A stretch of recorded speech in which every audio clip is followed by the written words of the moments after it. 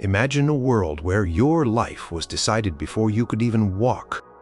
Time when your future was sealed by contracts and negotiations, not by your own dreams or desires. What if your very identity, your property, your freedom could vanish the moment you said, "I do"?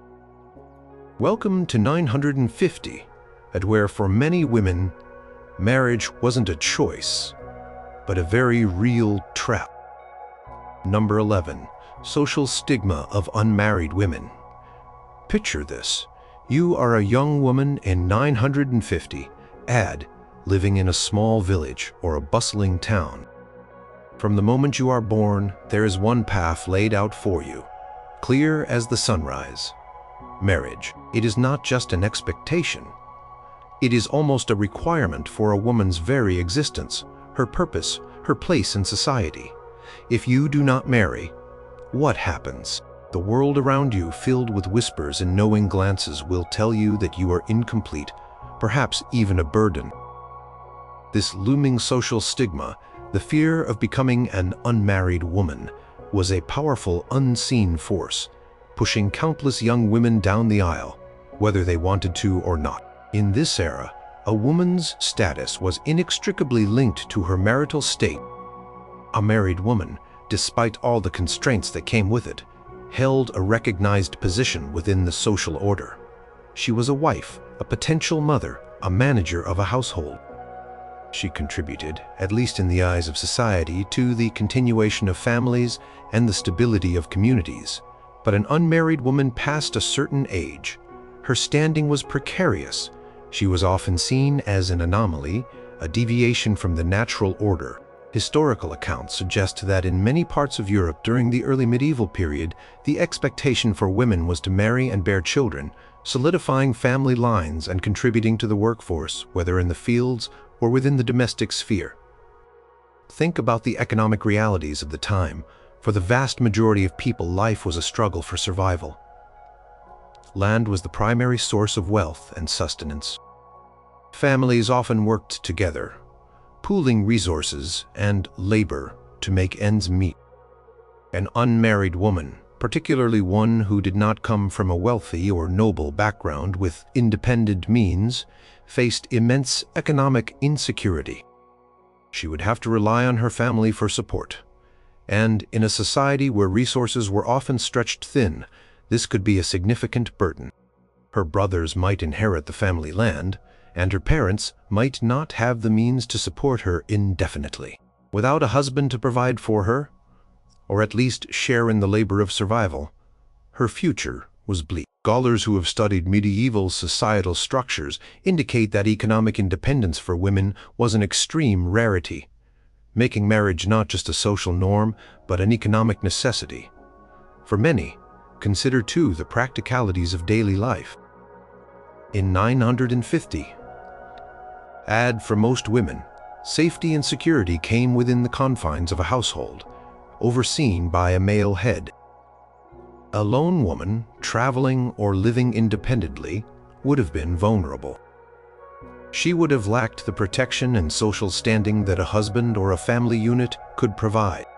While some women might enter religious life as nuns, offering an alternative path of dedicated service and community, this was a specific calling, often requiring a dowry of its own to enter the convent, and it was certainly not a universal option for every woman wishing to avoid marriage. For the rest, spinsterhood was often synonymous with dependency, poverty, and isolation. Records from various European regions suggest that unmarried women often found themselves in a difficult position, sometimes forced to take on menial work, or worse, becoming targets for exploitation simply due to their lack of a male protector. The pressure wasn't just external, it was deeply internalized. From childhood, girls were taught their roles, their duties, their destiny.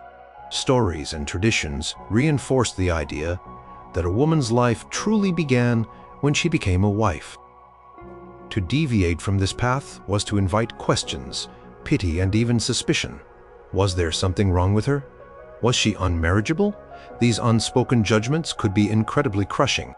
A woman who remained unmarried might be seen as failing her family, failing her community, and ultimately failing herself. Concept of personal fulfillment outside of marriage simply did not exist for most women in the way we understand it today.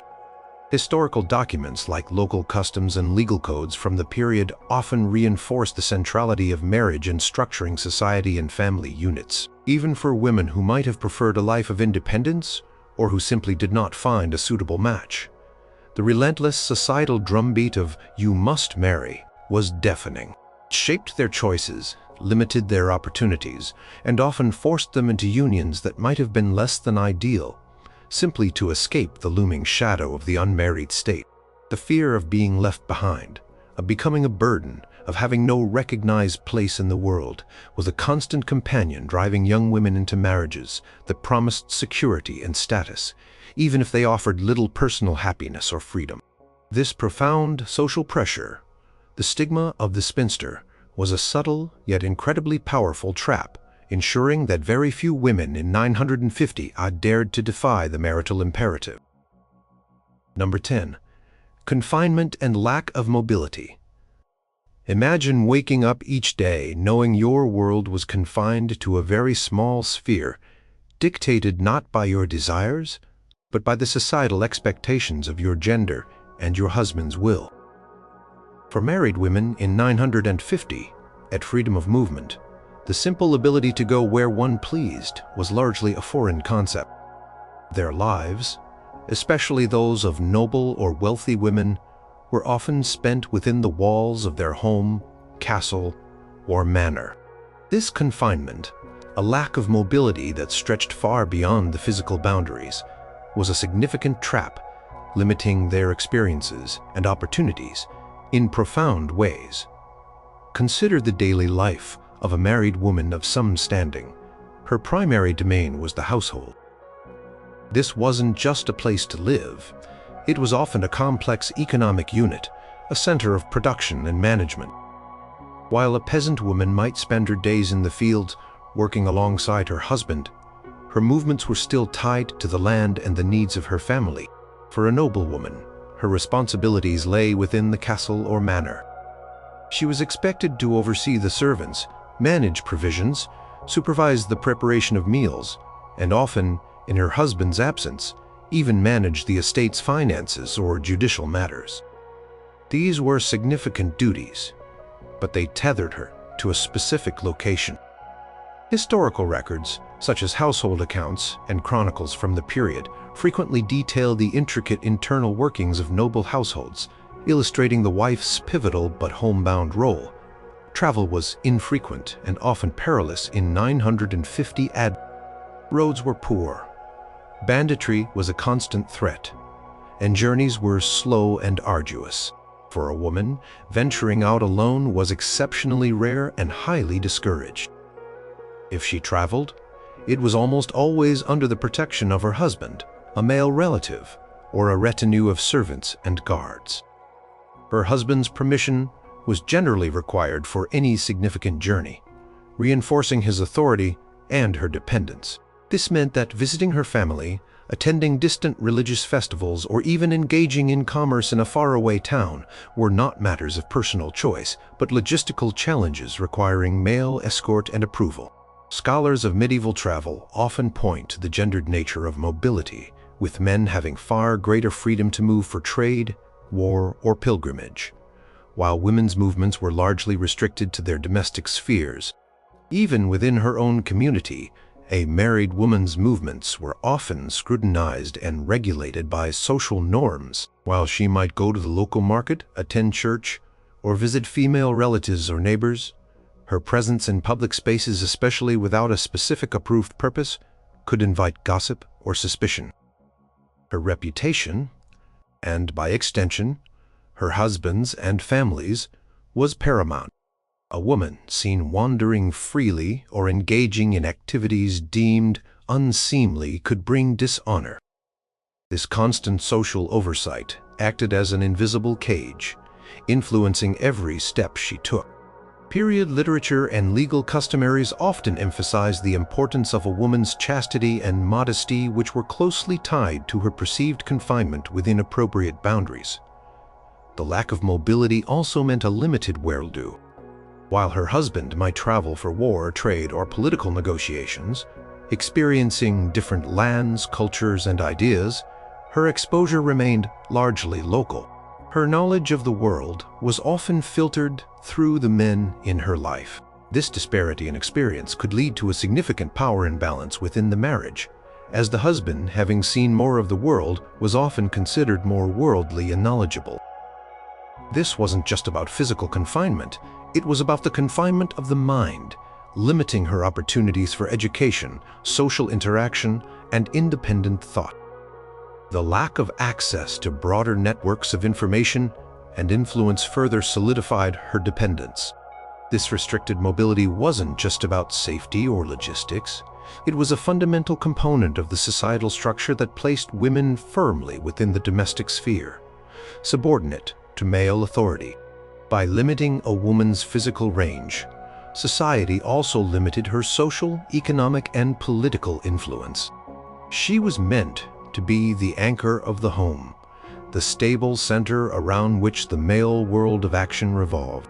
This expectation, enforced by custom, law, and the practicalities of the time, meant that for many married women in 950 AD, their world was a beautifully ornate yet inescapable cage. Number 9. Inheritance laws. Imagine spending your entire life tending to a family's land, managing its affairs, perhaps even contributing your own labor to its prosperity, only to find that when the head of the household passed away, you, as a wife or daughter, for many women in 950 AD, inheritance laws were overwhelmingly biased towards male lineage, effectively turning a woman's family into a temporary home and her marital home into a place where her access to real wealth and power was severely limited. This unequal system of inheritance was a powerful trap, denying women economic independence and genuine security. In most feudal societies of Western Europe during this period, the concept of primogeniture was gaining traction, though it varied in application. This meant that the eldest son typically inherited the bulk, if not all, of the family's land, titles, and wealth. The reasoning was often to keep estates intact and prevent their fragmentation, ensuring the continuation of a single, powerful family line. While this system aimed for stability, it severely disadvantaged daughters. A daughter might receive a dowry upon marriage, which was her portion of the family wealth given to her husband, but she rarely inherited land or significant property outright. Historical legal codes and customs from various European kingdoms, such as those that would later form the basis of common law, clearly illustrate the preference for male heirs in the transfer of property. Consider the implications for a married woman. She might bring a dowry to her marriage, which, in many legal systems, became her husband's property upon marriage. While it was theoretically intended to provide for her and her children, its control often lay with the husband. If the marriage ended particularly through no fault of the wife, retrieving the dowry could be incredibly difficult, leaving her destitute. This meant that even the wealth she brought into the marriage was not truly hers. Her economic security was entirely dependent on her husband's solvency and goodwill. Accounts from the period often describe the complex negotiations around dowries, highlighting their economic significance but also their role in transferring a woman's assets to her husband's control. What about a widow? Upon her husband's death, a widow might have been entitled to a dower or jointure. A dower was typically a life interest in a portion of her deceased husband's land, usually 1/3, to provide for her sustenance. A jointure was similar, but often agreed upon at the time of marriage, granting her an income or use of specific property. However, this was generally a life interest only. She did not own the land. She merely had the right to its income or use until her own death, after which it reverted to her husband's male heirs. This meant she could not sell, mortgage, or dispose of the property as she wished. Furthermore, if she remarried, she often lost her dower rights, making remarriage a precarious choice if her first husband's family was not supportive. This system, while offering some protection, kept wealth firmly within the male line and prevented women from building independent fortunes or passing on significant legacies to their own chosen heirs. Records of land tenure and wills from the medieval period frequently detail these arrangements, demonstrating the limited scope of a widow's property rights. For women in noble families, the lack of inheritance could be particularly frustrating. They might be educated, capable, and intimately familiar with the management of vast estates, yet they were bypassed in favor of often younger, less experienced brothers. Their value was primarily as a pawn in marriage alliances, where their dowry and their ability to bear heirs were the main contributions. The idea of a woman inheriting a title or a significant landholding outright, unless there were absolutely no male heirs left, was an extreme rarity and often challenged. This meant that a woman's connection to power and wealth was almost always indirect, through her father or her husband, not through her own inherited right. Chroniclers of noble families during this era often detail the intricate strategies employed to ensure male succession, sometimes going to great lengths to prevent female inheritance.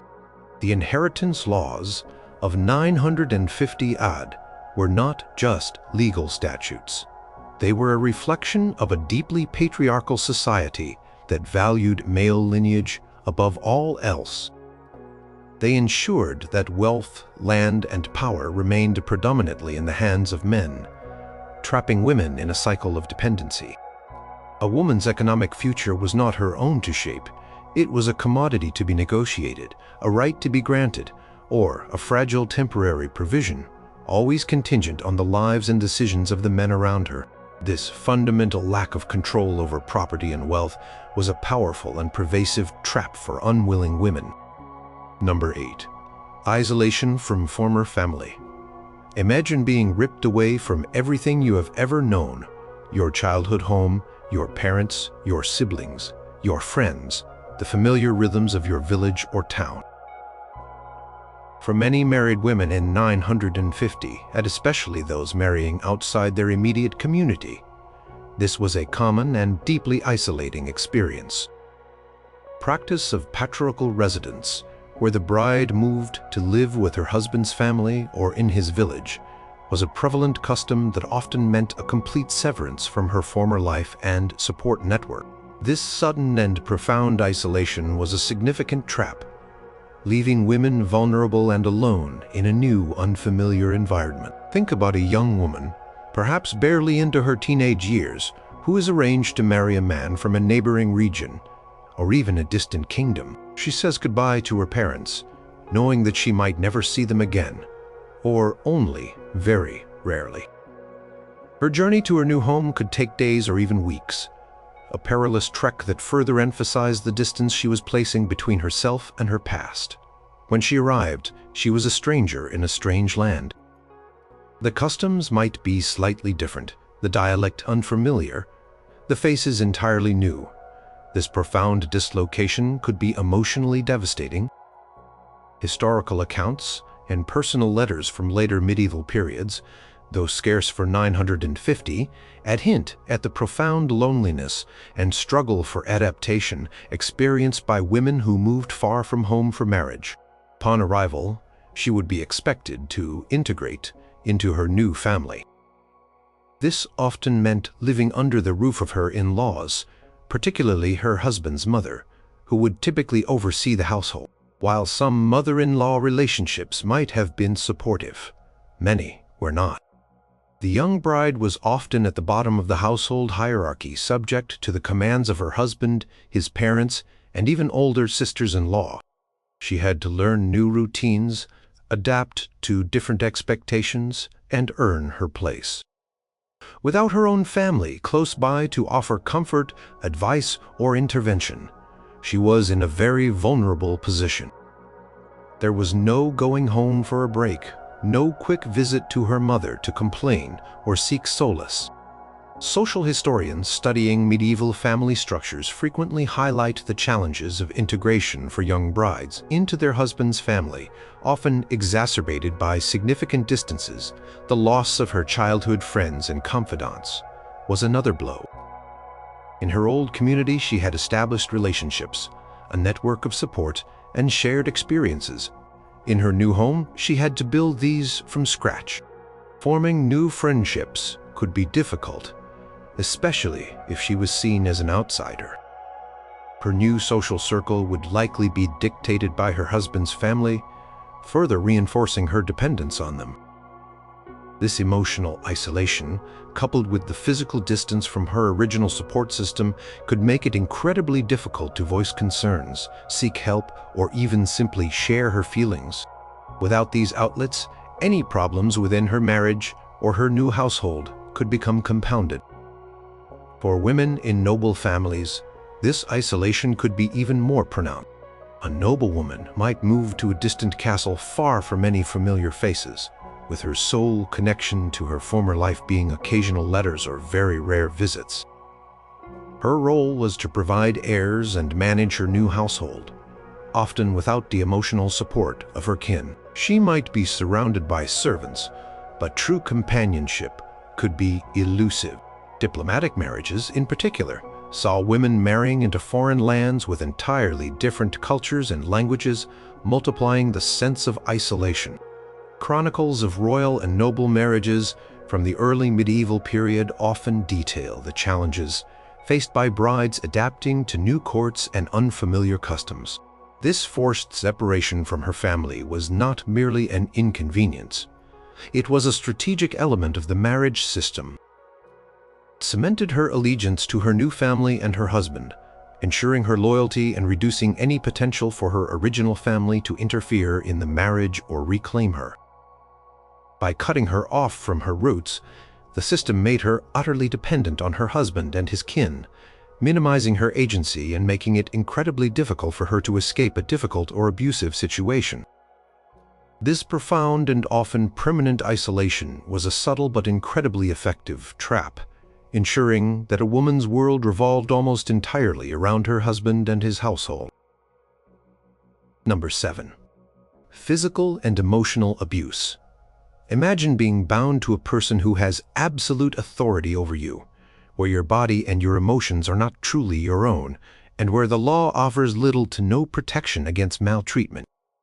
For countless married women in 950, and the harsh reality of their subordinate status meant that they were incredibly vulnerable to physical and emotional abuse from their husbands with virtually no recourse. This pervasive lack of protection and societal acceptance of a husband's right to discipline his wife was a dark and terrifying trap from which escape was nearly impossible.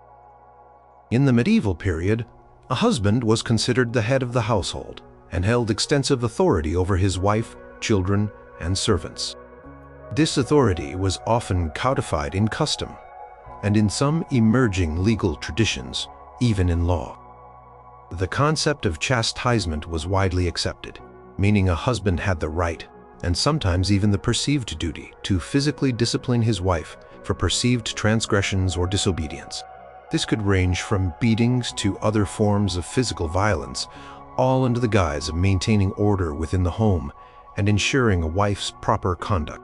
While explicit details from 950-odd are scarce later, medieval legal texts and chronicles often refer to a husband's right to moderate correction of his wife, implying a societal acceptance of physical force.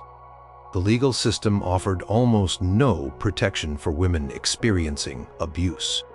A wife could not typically bring a legal case against her husband for assault or battery, as her legal identity was subsumed by his upon marriage. She was considered femme covert, meaning she was covered by her husband's legal personality. Any property she owned became his, and she could not sue or be sued independently. Her testimony might be viewed as biased or unreliable in court. Even if an outside party witnessed abuse, it was often regarded as a private family matter, something the authorities were reluctant to interfere with. The idea of marital rape, for instance, was completely unheard of, A husband was considered to have perpetual access to his wife's body.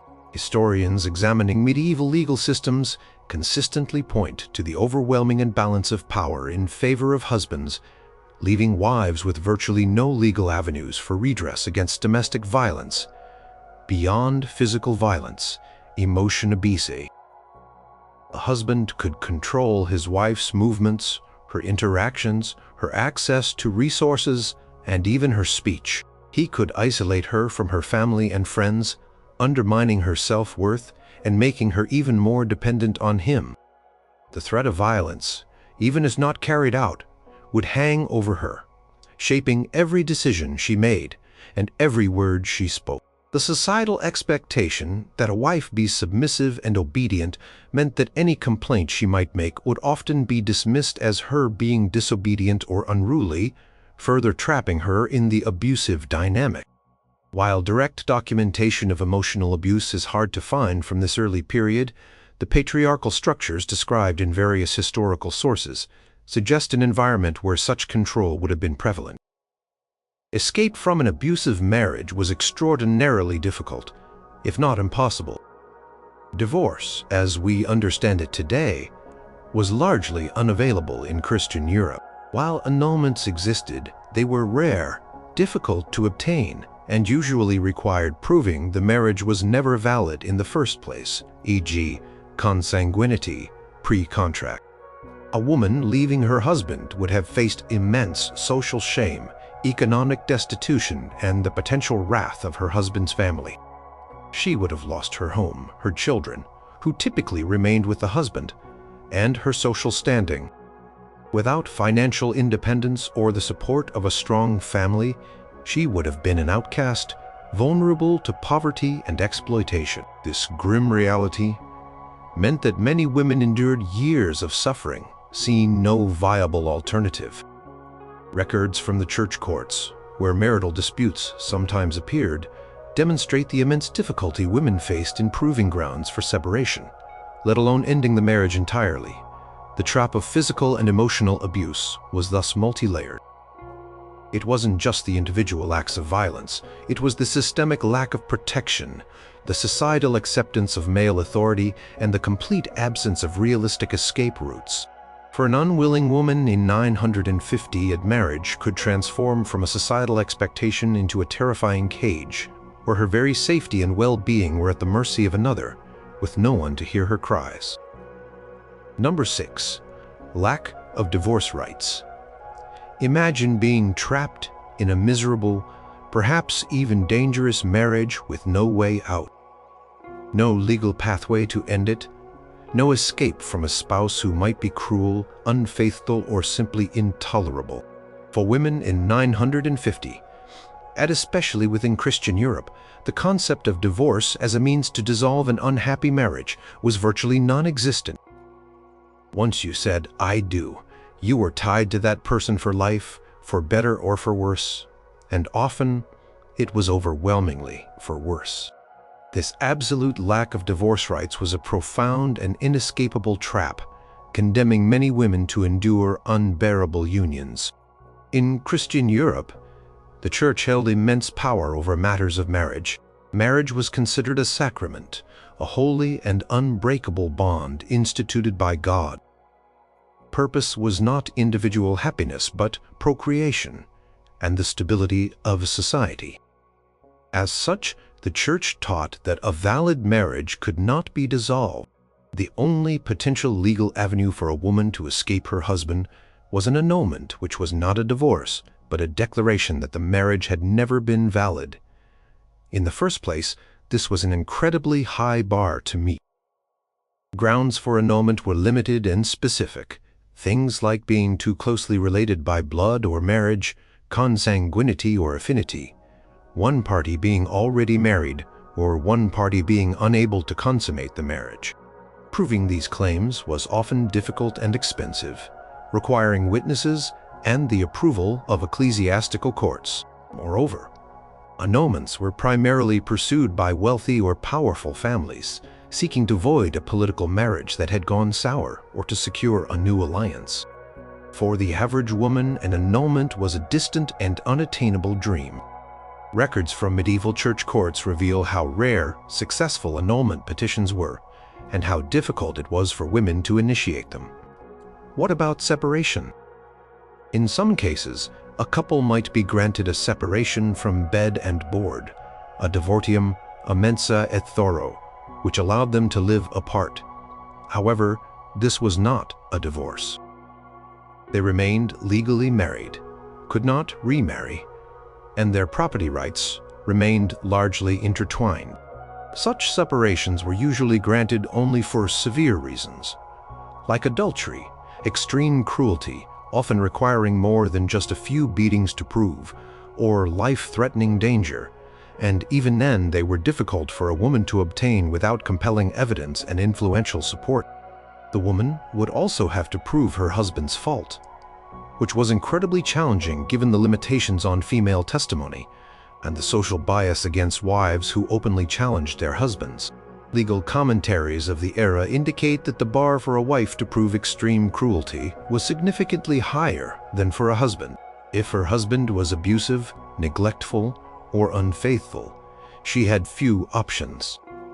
She could not simply leave, as that would make her an outcast, lose her all economic support, and often lead to her children being taken away. She would face social ostracism, potentially condemnation by the church, and economic ruin. Even if she fled, she had no legal standing or protection. Without the right to divorce, she was truly bound to her husband, forced to endure whatever indignities or dangers the marriage brought. Historical anecdotes, though rare, sometimes highlight the desperate measures women took to escape intolerable marriages, often involving flight or seeking refuge in convents. But these were acts of desperation, not legal solutions. The lack of divorce rights was a cornerstone of the patriarchal system, ensuring the stability of family lines, property inheritance, and male control. It guaranteed that women remained bound to their chosen, or chosen for them, partners, preventing them from exercising any real autonomy over their marital lives. For an unwilling woman, this meant that the wedding vows, intended to be a promise of unity, became an iron chain binding her to a lifetime of potential misery, with no hope of ever breaking free. This enduring legal and religious constraint was perhaps one of the most powerful and enduring traps of marriage in 950, at sealing a woman's fate once the knot was tied. Number 5. Domestic labor. Imagine a life where your work is never done, where the sun rises and sets on an endless cycle of tasks, and where every chore, every responsibility is expected of you, with no possibility of retirement. For married women in 950, domestic labor was not just a part of life. It was a vast, all-encompassing, and often brutally demanding trap that consumed their entire existence. From dawn until dusk, their hands and minds were engaged in an unrelenting grind, turning their homes into unpaid factories of sustenance and survival. Consider the sheer breadth of tasks expected. A married woman, whether she was a peasant in a humble hut or a lady in a grand manor, was the chief manager of the household. This meant far more than just keeping house, as we understand it today. There was no running water, no electricity, no pre-packaged food, no convenience stores. Every single item needed for daily life had to be produced or prepared from scratch. Food preparation was an all-day affair. Milling grain, baking bread, churning butter, preserving meats and vegetables through salting, smoking, or drying, cooking over an open fire. These tasks were incredibly time-consuming and labor-intensive. Accounts of daily life in medieval households consistently emphasize the constant activity required just to feed a family beyond food. There was textile production. Women were often responsible for carding wool or flax, spinning thread, weaving cloth, and then sewing clothes for the entire family. This was a continuous process, from preparing raw materials to crafting finished garments. Imagine the hours spent at a spinning wheel or a loom, often by dim candlelight, just to ensure your family had clothes to wear. period illustrations and archaeological findings of domestic tools like distaffs and spindle whorls testify to the prevalence of textile production in nearly every home. Child-rearing was, of course, a paramount duty. Women bore and nursed children, often multiple times throughout their marriage, facing the constant dangers of childbirth. Beyond infancy, they were responsible for the daily care, feeding, and early education of their offspring, all while juggling countless other tasks. Hygiene was rudimentary, meaning laundry was a heavy back-breaking chore, often involving boiling water and beating clothes by hand. Keeping a home clean, free from pests, and relatively comfortable in an era without modern conveniences required constant vigilance and immense physical effort. For peasant women, the domestic sphere often extended directly into agricultural labor. They worked alongside their husbands in the fields, planting, weeding, and harvesting crops. They tended small gardens, cared for livestock, and gathered firewood. Their contribution to the family's survival was direct and indispensable, yet still viewed through the lens of supporting the male head of the household. Historical records of peasant life frequently show women participating in all aspects of agricultural production, blurring the lines between domestic and field labor. Even women in wealthier households, who might have had servants, were not exempt from this trap. They were expected to manage the household, supervise the servants, keep meticulous accounts, and ensure the efficient running of a complex domestic economy. This required significant organizational skills, constant oversight, and an intimate knowledge of all household processes. The responsibility for the well-being of the entire household, from the food on the table to the clothes on their backs, rested firmly on the lady of the house. Medieval household manuals and treatises on estate management often detail the rigorous duties of a noblewoman in managing her staff and resources. This endless cycle of domestic labor was a trap because it left little room for anything else. There was no leisure time, no opportunity for personal pursuits or intellectual development beyond what directly served the household. It was a life of service demanding constant physical and mental exertion, with no recognition as work in the modern sense. It was simply what women did. It was their lot, their expected contribution to the marital contract, and it consumed their lives day in and day out from the moment they became a wife until their dying breath. This relentless, unpaid, and often invisible labor was a fundamental component of the trap that marriage represented for women in 950 AD. Number 4. Reproductive pressure. Imagine being viewed primarily as a vessel, your value measured by your ability to produce heirs, especially sons, for your husband's lineage. For married women in 950, the immense and relentless pressure to bear children, particularly male children, was the profound and often terrifying trap. Their bodies became subject to expectation, their identities inextricably linked to fertility, and their very standing in the marriage and in society could hinge on their reproductive success or failure. In a world where lineage and inheritance were paramount, the primary purpose of marriage, especially for noble or land-holding families, was the continuation of the family name and the secure transfer of property. Sons were crucial for this. A male heir ensured that land would remain within the family, that titles would pass down, and that the family's power and influence would endure. Daughters, while valuable for forging alliances through marriage, did not typically carry on the direct family line or inherit the bulk of the estate. This meant that a wife's ultimate duty, her most significant contribution to the marriage, was to provide her husband with a son. Historical documents, such as marriage contracts and dynastic chronicles, consistently emphasize the importance of male heirs in securing family power and legacy. This expectation created immense pressure on women. From the moment of marriage, eyes would be on the bride, waiting for signs of pregnancy.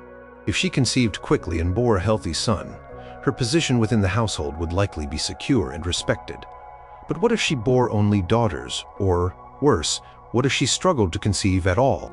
Barrenness was often seen as a woman's fault, a divine punishment, or a curse. A woman who failed to produce heirs, especially sons, could face severe consequences. She might be ostracized by her husband's family, openly criticized, or even sent away. While outright divorce was rare, a husband might seek an annulment on grounds of non-consummation or, in some cases, effectively abandon a barren wife, leaving her in a precarious position. Accounts from the period, though not always explicit, suggest a profound social stigma attached to barrenness in women, contrasting sharply with the societal acceptance of male potency. Childbirth itself was incredibly dangerous, with rudimentary medical knowledge, unsanitary conditions, and a lack of understanding about complications. Both mother and child faced significant risks. Puerperal fever, hemorrhage, and infections were common causes of death for women. Many women underwent multiple pregnancies in quick succession, each one a gamble with their life, simply to ensure a male heir survived infancy in a time of high infant mortality. Toll on a woman's body was immense, and her physical well-being was often secondary to the imperative of procreation. While detailed medical records from 958 are scarce, general historical trends and later medieval texts highlight the high rates of maternal and infant mortality, making every pregnancy a life-threatening endeavor. Pressure wasn't just about survival, it was emotional and psychological. Imagine the anxiety with each pregnancy, the desperate prayers for a son, the crushing disappointment if another daughter arrived or if the child did not survive. A woman's self-worth could become intrinsically tied to her womb, making her feel like a failure if she couldn't fulfill this singular, demanding role. Her entire purpose, as defined by society, revolved around her ability to provide heirs. This constant focus on her reproductive capacity stripped her of other identities and reduced her to a biological function. This intense societal focus on procreation as the primary purpose of marriage is reflected in religious teachings and social customs of the era. This reproductive pressure was a relentless trap. It dictated a woman's body, her choices, and her emotional state.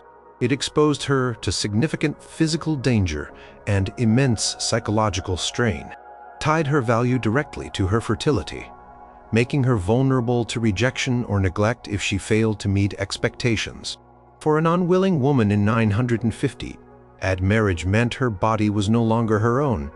It was a tool for the continuation of a lineage, a living testament to her husband's family's future, or a source of profound disappointment if the required heir did not materialize. Number 3. Loss of legal identity. Imagine that the moment you say, "I do," your very legal existence, your ability to own property, make contracts, or even represent yourself in a court of law, simply vanishes for married women in 950 AD. This was a stark and pervasive reality. Upon marriage, a woman often experienced a profound loss of her legal identity, becoming subsumed into that of her husband.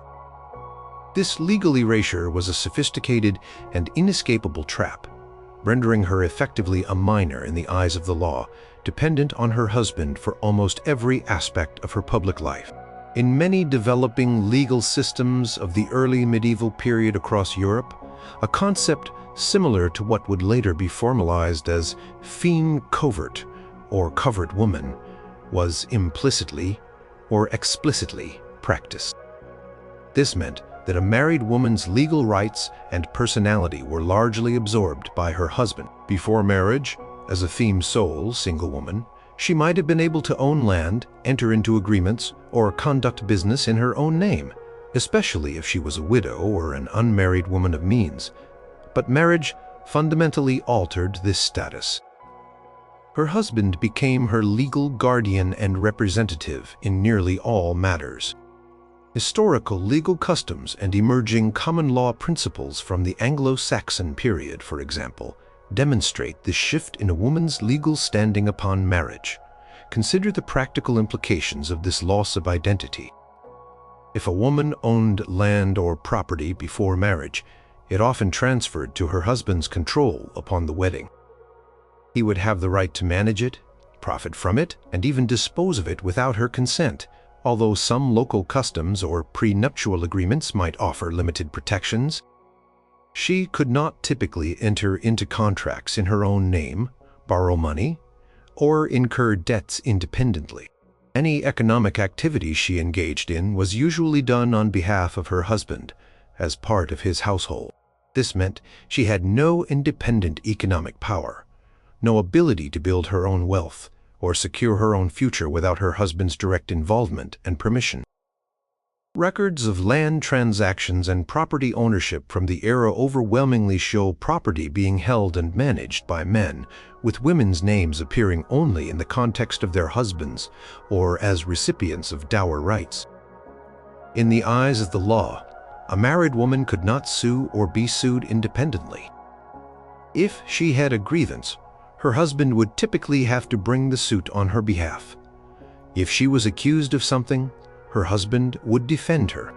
Her testimony in court might be considered less reliable than a man's, and her voice, legally speaking, was often silenced or filtered through her husband's.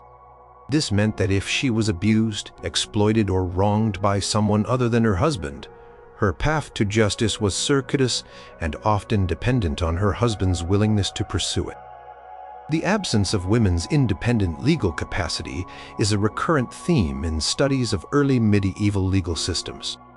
Even in cases of divorce or separation, which, as discussed, were rare and difficult to obtain, the legal implications were dire for the woman. She would often lose any claim to property, children, and social standing, as her identity was still tied to her husband's, and she had no independent means of support or legal representation.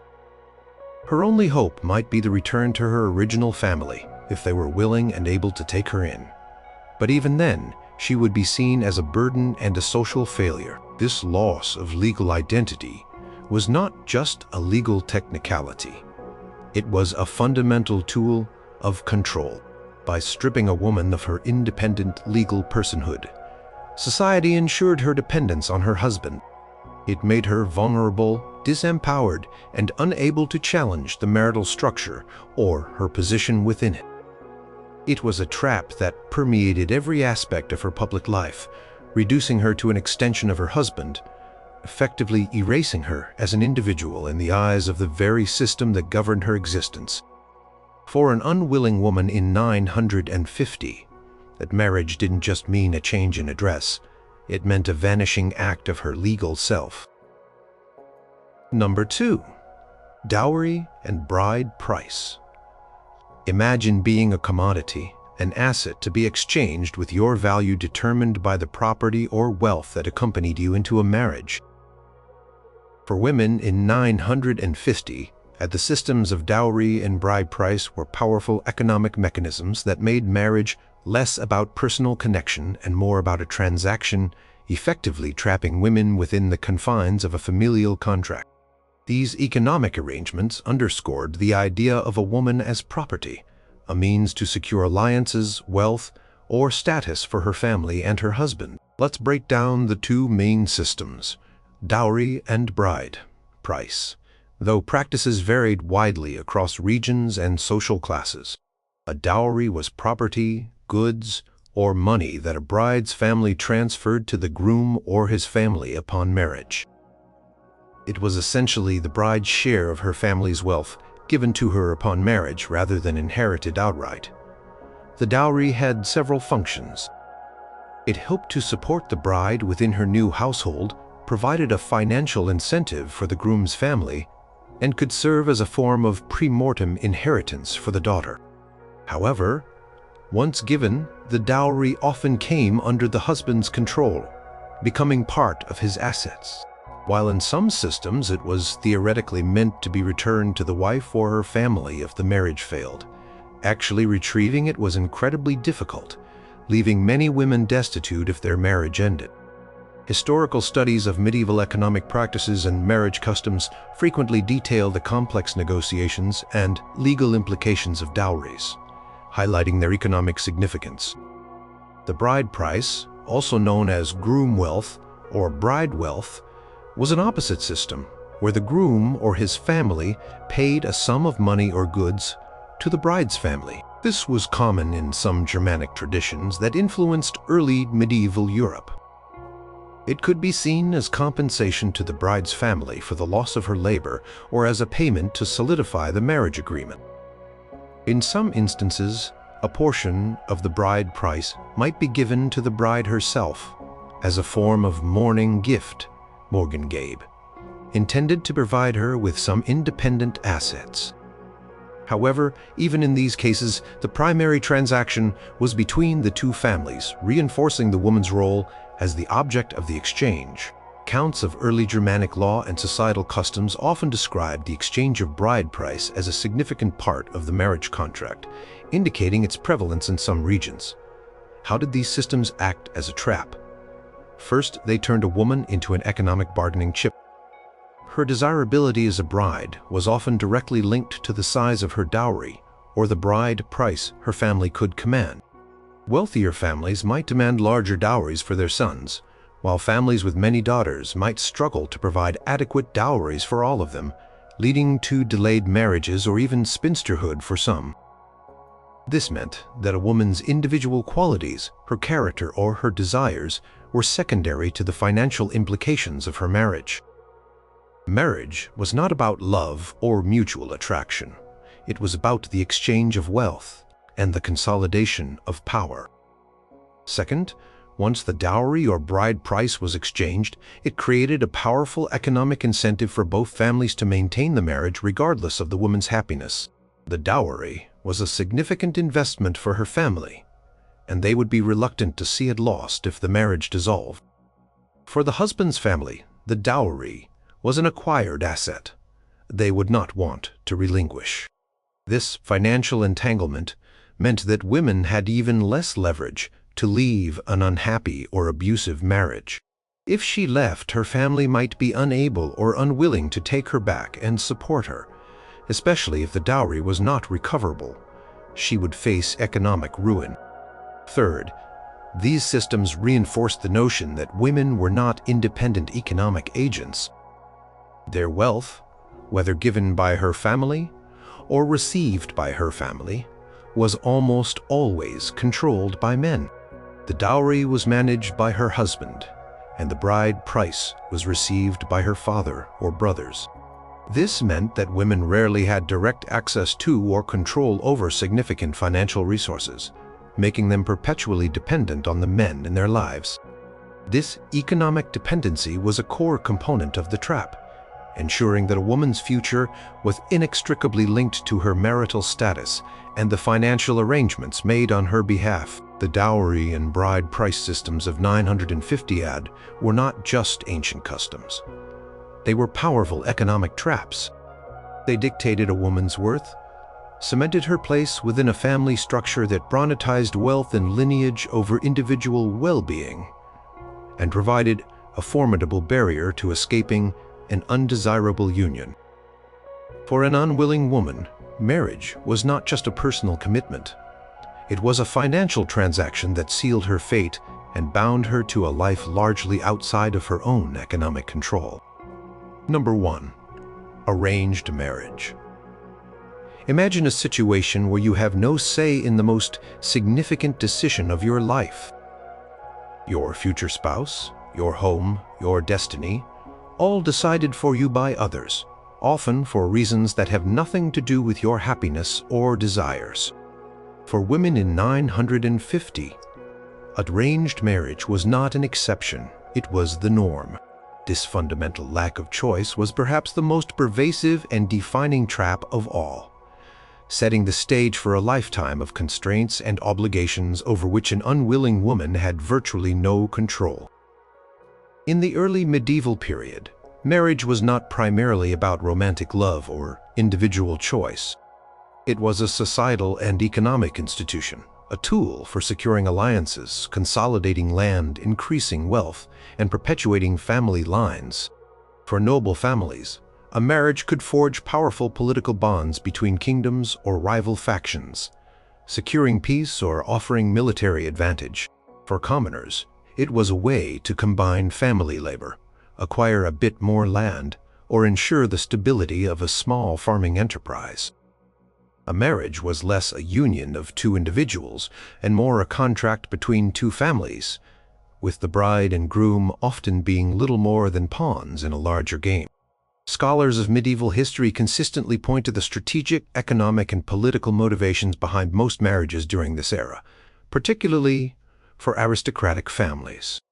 Young girls were often betrothed or promised in marriage at a very young age, sometimes even in infancy, while the actual marriage ceremony might not take place until they reached puberty, or a socially acceptable age for marriage, often as young as 12 for girls. The commitment was already made. This meant that a young woman grew up knowing her future was already decided, that she had no agency in choosing her life partner. She might meet her future husband for the first time just before the wedding, or even on her wedding day. Her feelings, her preferences, her compatibility with this stranger were rarely, if ever, considered.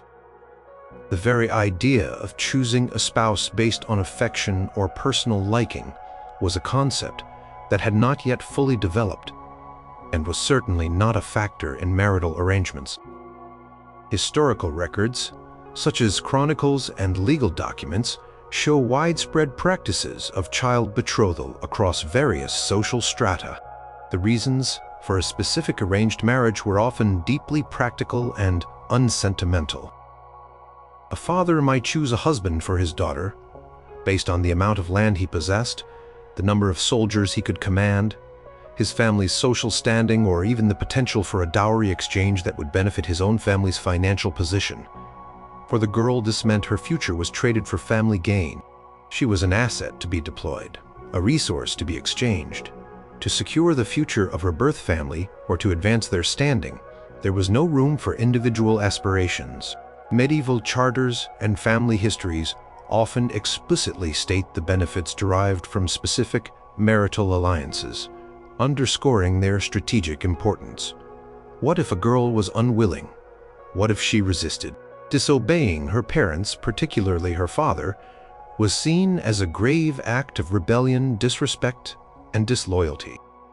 She would face the anger of her family, social ostracism, and potentially economic ruin.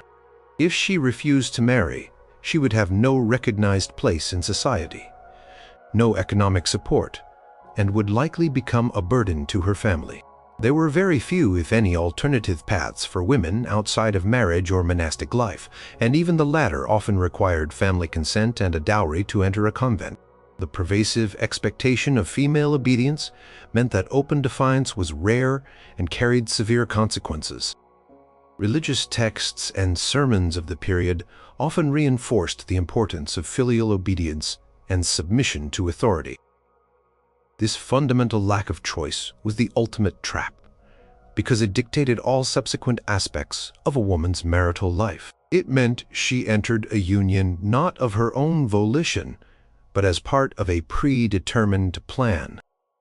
She was bound to a man she might not know, might not like, and might not respect for the rest of her life, with very little legal or social recourse to escape.